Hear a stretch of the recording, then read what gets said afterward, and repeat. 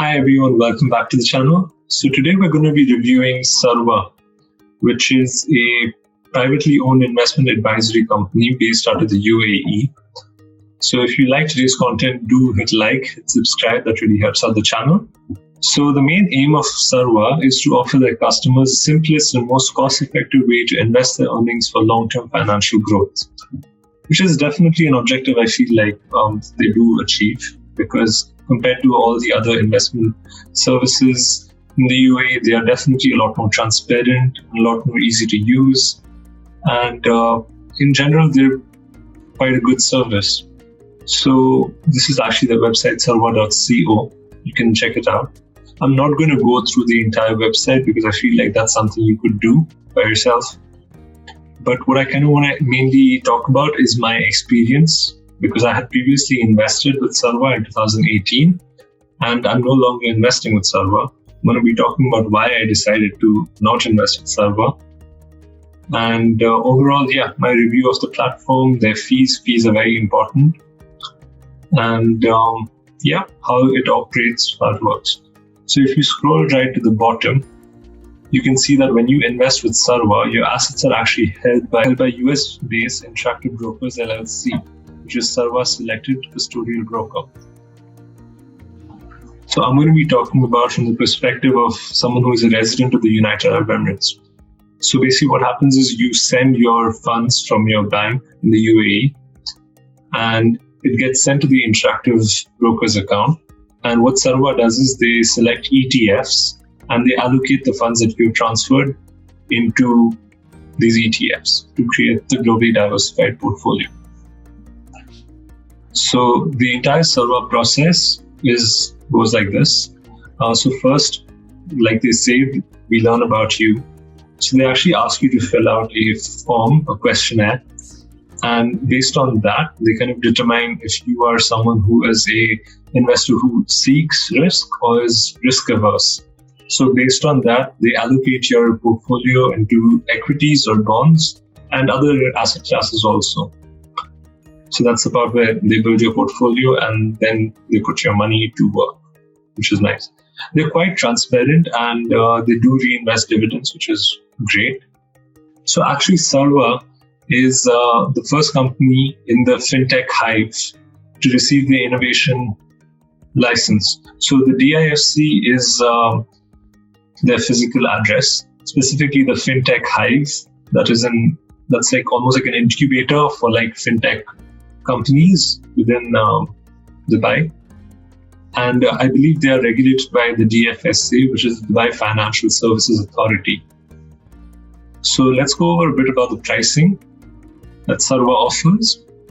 So previously, when I had invested with them in 2018, they had just two kind of structures, where they had 0.75 if your amount was, I believe, less than 50,000 or 100,000, I can't really remember, dollars. So if you had less than $50,000, you would have to pay an expense of 0.75, and above that, you would have to pay an expense of 0.5. So as your amount increases, your fees decrease. But now I'm seeing that they have four options. So the first is if you're below 2,500, it's free, which is fantastic. And then once you hit the 2,500 mark, it increases to 0.85. And then once your balance goes higher, the fees also decrease from 0.85 to 0.5. So I find that to be a great sort of service that they offer. So going over my experience with Sarwa, I actually visited their physical address at the DIFC Fintech Hive. And I had met Danny Jabour, who is their head of wealth advisory. And he was quite gracious with his time, where he explained to me how Sarwa actually operates, why they invest into ETFs, how passive investing has been backed by a lot of research and has been working. And it was a good learning experience for me.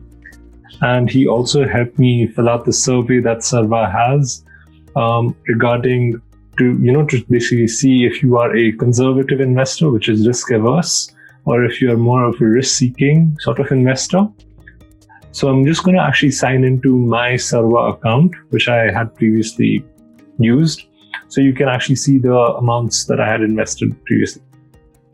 So when you first sign in, obviously it says welcome back, Karan. And so it shows you the total amount that I had invested was around $5,000, $5,600. And I had started investing with them in October 2018. And by Jan 17, 2019, I had actually withdrawn my entire amount from Sarwa.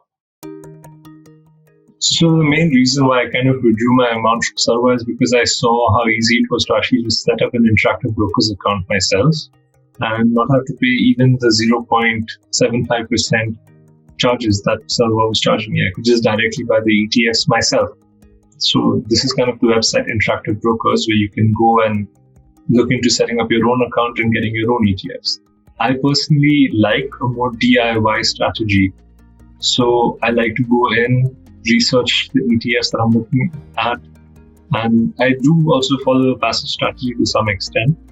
So rather than having the passive strategy that Sarwa recommends, I prefer a more simplified strategy with maybe say only 2 ETFs or 3 ETFs. This is something I want to actually talk about in a future video of how to build a globally diversified portfolio with 2 ETFs. But here, as per Sarwa's on Sarwa's website, you can actually see that they compare themselves to a do-it-yourself and a traditional financial advisor method. So here, earlier on Interactive Brokers, it was actually $10,000, but now I believe that's reduced to no minimum, if I'm not mistaken. And even Interactive Brokers charges, I think, $1 per trade. So that's pretty much it. I believe in more of a simple sort of approach. And that's why Sarwa, although it's great, it kind of just, it didn't make sense to me because I'm like, I can reduce my fees even further by doing it myself. So that's not to say that Sarwa isn't a great platform for investing. The main purpose behind what Sarwa offers is more psychological than financial. So what I'm talking about is here, this portion.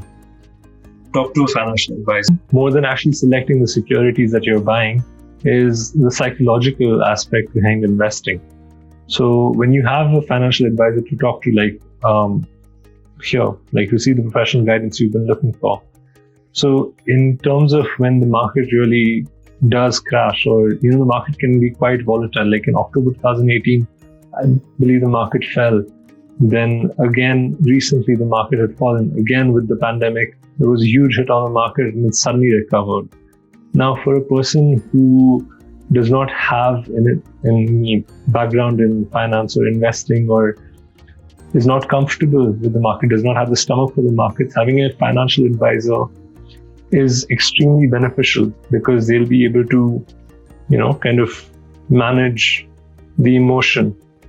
Because the investment, it'll eventually give you the returns, but in terms of managing emotion, that's quite difficult to do. So definitely there's huge value that Sarwa adds to that portion. The approach of actually investing with Sarwa is quite beneficial to someone who's actually starting out, or maybe someone who just wants, a manager and investment advisory there that are actually, there to support them throughout the investment process. Would definitely recommend the service. And I think check them out. And if you have used Sarwa before, I would really like to know what your experience with them was. So if you leave that in the comments below, that would be great. Like the video if you found it useful, and subscribe, and I'll try to share the ETF portfolio that I use. Okay, and thanks for watching the video. All right, take care.